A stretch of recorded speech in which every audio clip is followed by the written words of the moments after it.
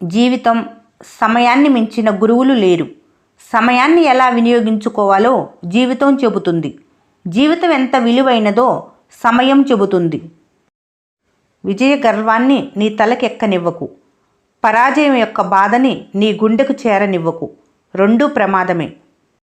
ముందు చూపు ఉన్నప్పుడే జీవితంలో గెలవటం. పడవ మునిగిపోతున్నప్పుడు ఈత నేర్చుకుందాం అనుకుంటే బ్రతుకు వ్యర్థమవుతుంది.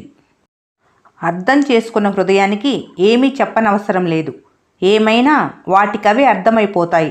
బాధైనా సంతోషమైన మందిలో నుంచి కాదు, బయటికి వచ్చి ఏదైనా చేసినప్పుడే నీకంటూ గుర్తింపు వస్తుంది.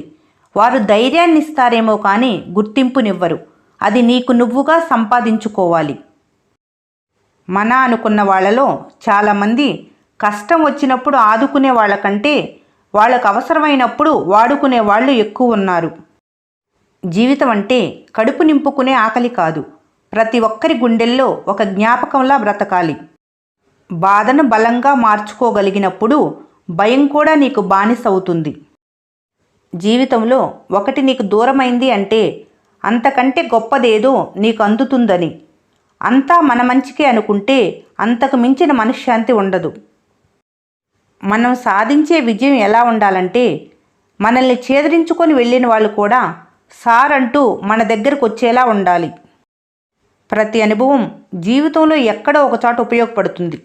ఎందుకంటే ఏ అనుభవం సులువుగా రాదు, అనుభవిస్తే తప్ప.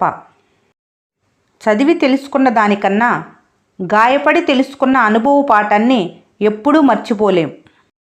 బోలెడు అనుభవాలతో కూడిన పుస్తకాలు ఇచ్చినా చూసి కూడా రాయలేని పరీక్షే జీవితం. నీ అనుభవమే సమాధానం.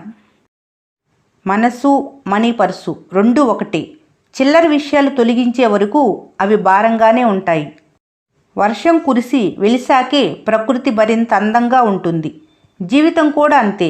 కష్టాలు సమస్యలు దాటాకే జీవితం సంతోషంగా ఉంటుంది. ప్లాస్టిక్ పువ్వులు ఎంత అందంగా ఉన్నా తుమ్మెదలు వాలవు. అలాగే మంచి మనసు లేనప్పుడు ఎంత అందంగా ఉన్నా నీ దరికి ఎవరూ చేరరు. మనిషి గొప్పతనం సాయం చేయటంలో కంటే పొందిన సాయాన్ని జీవితాంతం గుర్తుపెట్టుకోవటంలోనే ఉంటుంది. గాయం గట్టిగా తగిలినప్పటి నుంచి మనసు మెత్తగా ఉండటం మానేసిద్ది.